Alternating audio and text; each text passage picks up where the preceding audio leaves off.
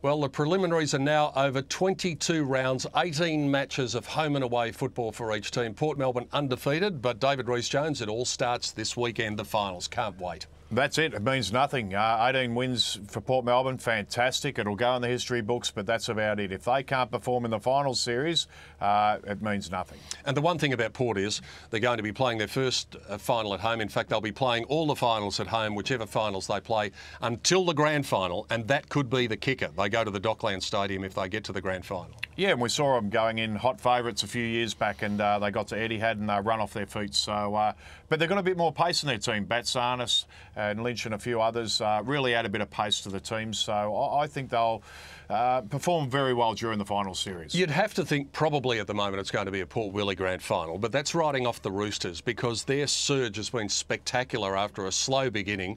Jared Fitzgerald, if he gets them to a flag, a fourth successive flag, this would be the crowning achievement, I think, because of their change of personnel. Well, you can't write them off. North Ballarat, they're well coached, they're a well-drilled team, very disciplined and proven in finals football. They're the only three, I think, that can win the flag.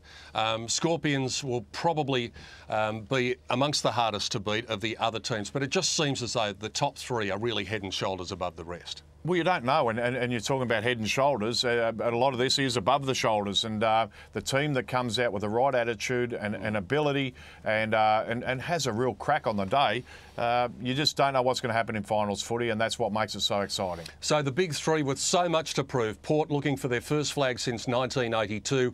Williamstown have been disappointing in their exits from the final series in recent years, and North Ballarat looking to make it 4 in a row. All in all, we've got a fantastic final series coming up, and don't forget you'll be able to catch all of the action on Saturday and Sunday in the first 3 weeks from 2 o'clock right here on Grandstand. Look forward to your company then.